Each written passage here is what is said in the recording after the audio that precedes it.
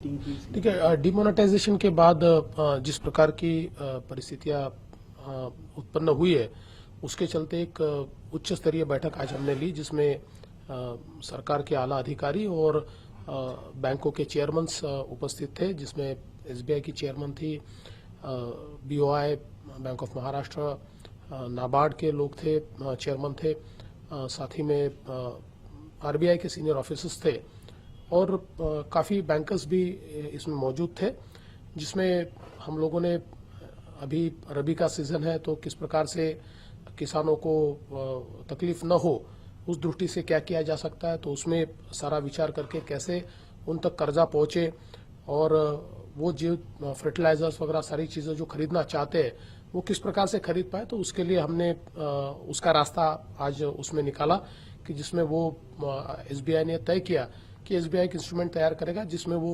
केवल जो registered dealer है उसका अकाउंट नंबर देकर उसमें वो ट्रांसफर कर पाएंगे, तो जो इनपुट्स उनको लगते हैं उसमें कोई प्रॉब्लम नहीं आएंगे। दूसरा कर्जे के बारे में था, तो उसमें 2/3 मतलब करीब 13,400 करोड़ रुपए का जो कर्जा रबी में देना पड़ता है उसमें से करीब 9,000 करोड़ का ये नेशनलाइज और कमर्शियल बैंकें दे रही है, 4,000 करोड़ का जो हमारी डीसीसी बैंकें दे रही है, उसमें भी उनको जो तकलीफ है उन तकलीफों को किस प्रकार से दूर किया जा सकता है उसका भी आज हमने चर्चा करके उसका निर्णय लिया। साथ ही में एपीएमसीज में हमारे जो सारा माल आ रहा है उसमें ट्रांजैक्शंस को हम लोग कैसे सीमलेस कर पाए और किसानों को पैसा किस प्रकार से मिल पाए।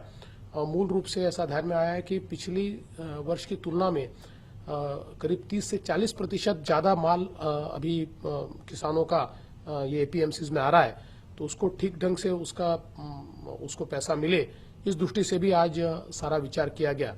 साथ ही में हमने ये भी प्रयास किया कि महाराष्ट्र में हमारे आपले सेवा सरकार केंद्र है, जो हमारे केंद्र करीब करीब हर ग्राम पंचायत में है, उसको हम बैंकिंग करस्पॉन्डेंट का दर्जा देने की कोशिश कर रहे हैं। तो एसबीआई ने उसमें हमको मदद करने की बात कही है, जिससे हर जगह ये सारी बैंकिंग ट्रांजैक्शन करने के लिए लास्ट माइल कनेक्टिविटी, जहां ब्रांच भी नहीं है वहां पर ये लास्ट माइल कनेक्टिविटी जो है वो प्राप्त होगी।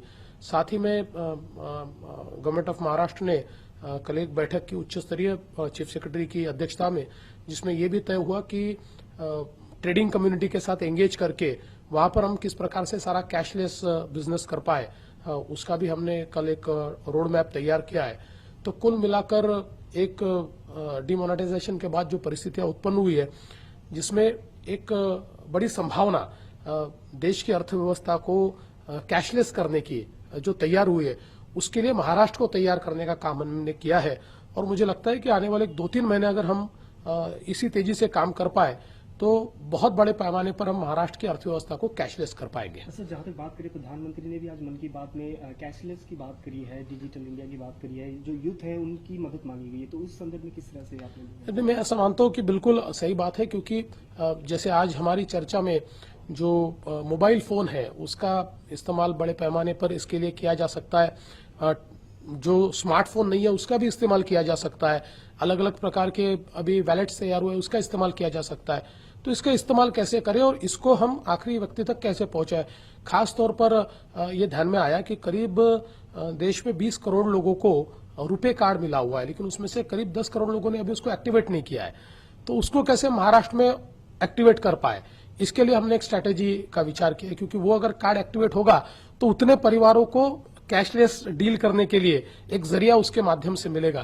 तो ऐसी सारी चीजों के ऊपर आज हमारी मंत्रणा हुई और उसका हमने एक रोड मॅप तयार किया आहे। आज एक अत्यंत महत्वाची बैठक आम्ही घेतली, ज्याच्यामध्ये आमचे सहकारी मंत्री, आमचे सगळे चीफ सेक्रेटरी आणि सगळे महाराष्ट्र सरकारचे अधिकारी आणि बँकर्स हे त्या ठिकाणी उपस्थित होते। विशेषतः chairperson SBI, chairman bank of Maharashtra, chairman BOI, नाबार्डचे चेअरमन, आरबीआयचे सगळे वरिष्ठ अधिकारी आणि आमच्या एसएलबीसीचे सगळे मेंबर्स हे त्या ठिकाणी उपस्थित होते। आणि याच्यामध्ये आता डिमॉनिटायझेशन नंतर जी काही परिस्थिती उद्भवली आहे त्याच्यातनं एक संधी देखील आहे कॅशलेस इकॉनॉमी तयार करायची, अर्थव्यवस्था तयार करायची। तर त्या संदर्भात आपण काय करू शकतो आणि आता तात्काळ आपल्यासमोर काय अडचणी आहेत याच्यावर विचार करण्यात आला। विशेषतः रबीचा सीझन आहे, रबीच्या सीझनमध्ये शेतकऱ्यांना कर्ज मिळालं पाहिजे, जवळजवळ 12,300 कोटी रुपयाचं कर्ज 13,400 कोटी रुपयाचं कर्ज हे या ठिकाणी शेतकऱ्यांपर्यंत पोहोचवायचं आहे. त्यातलं जवळजवळ 9,000 कोटी रुपये हे कमर्शियल आणि नॅशनलाइज बँक्स देत आहेत. बाकी उरलेलं डीसीसी बँका देत आहेत. त्यातल्या अडचणी कशा दूर करता येतील याचा विचार आम्ही केला. त्यासोबत आता शेतकऱ्यांना मोठ्या प्रमाणात इनपुट्स घ्यावे लागतील, खतं घ्यावी लागतील किंवा अजून फर्टिलायझर्स किंवा अजून वेगवेगळ्या गोष्टी घ्याव्या लागतील. तर त्या घेत असताना कशा प्रकारे कॅशलेस ट्रान्झॅक्शन त्यांना करता येईल, तर त्याकरता सगळे रजिस्टर्ड डीलर्स जे आहेत त्यांना इलेक्ट्रॉनिक पेमेंट कसं करता येईल याकरता एक साधी छोटासा एक इन्स्ट्रुमेंट हे एसबीआयने तयार करून द्यायचं त्या ठिकाणी सांगितलेलं आहे की ज्याच्या माध्यमातून पैसे न देता थेट बँकेतनं ते ट्रान्सफर होतील. आणि त्यामुळे आज डीसीसी बँकांसमोर जे ट्रान्सफरची जो एक प्रश्न उभा राहिला आहे आणि त्यामुळे शेतकऱ्यांसमोर जो प्रश्न आहे तो आता सॉल्व्ह होईल. त्या प्रश्नावरचं एक चांगलं सोल्युशन आज या ठिकाणी निघालं आहे. त्याचप्रमाणे आता ज्या आमच्या बाजार समित्या आहेत याच्यामध्ये मोठ्या प्रमाणात आवक आहे आणि विशेषतः मागच्या वर्षीच्या तुलनेत ते 30 ते 40% जास्त आवक रोज होते आहे. आणि त्यामुळे त्या ठिकाणी 60% व्यवहार हा कॅशलेस होतोय, पण 40% व्यवहार हा कॅशने होतोय. हा व्यवहार हँडल करण्याकरता तिथे लिक्विडिटी मिळाली पाहिजे आणि त्याच्या व्यतिरिक्त हाही व्यवहार आपल्याला कॅशलेस कसा करता येईल त्या दृष्टीने आज त्याच्यावरही विचार झाला आणि जे अडती आहेत त्यांना सोबत घेऊन त्यांना मोठे वॅलेट्स कसे देता येतील ज्यातनं हे इलेक्ट्रॉनिकली ट्रान्सफर करता येईल याही संदर्भातले विचार झाले. त्यासोबत आपल्या इथे आपले सरकार केंद्र आपण उघडलेले आहेत, सेवा केंद्र. तर हे जवळजवळ आता 30,000 आपले सरकार सेवा केंद्र आम्ही उघडतोय. याला हे सगळ्या ग्रामपंचायतीमध्ये ही लास्ट माइल कनेक्टिव्हिटी आहे. याला कशा प्रकारे बँकिंग करस्पॉन्डंटचा दर्जा देता येईल याचा आज आम्ही या ठिकाणी विचार केला आणि त्या माध्यमातून त्यालाही लिव्हरेज करायचा प्रयत्न हा आम्ही करतो आहोत. त्यासोबत जे वेगवेगळे ट्रेडर्स आहेत त्यांच्यासोबत वर्किंग करून कशा प्रकारे आपल्याला कॅशलेस इकॉनॉमीकडे जाता येईल, त्याच्या अडचणी कशा दूर करता येईल याच्या संदर्भात एक रोडमॅप हा या ठिकाणी तयार करण्यात आला आहे. त्यामुळे एकूणच डिमॉनिटायझेशन नंतर एक जी संधी उपलब्ध झाली आहे की ज्यातनं आपण एक कॅशलेस इकॉनॉमी तयार करू शकतो.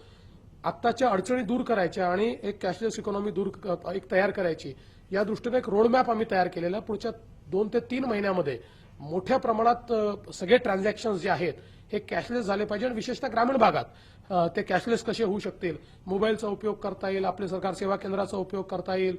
जनधनचे जे अकाउंट्स आहेत या अकाउंट्समध्ये देशामध्ये जवळजवळ आपण बघितलं तर 20 कोटी लोकांना, महाराष्ट्रातील जवळजवळ 2 कोटी लोकांना रुपये कार्ड देण्यात आलेले आहेत. त्यातले 50% कार्डच ऍक्टिव्हेट झाले आहेत. उरलेले 50% कार्ड जर ऍक्टिव्हेट केले तर त्यातनं पूर्णपणे कॅशलेस अशा प्रकारचं डिलिंग अगदी ग्रामीण भागामध्ये देखील आमचे जनधन अकाउंट होल्डर्स जे आहेत ते करू शकतात.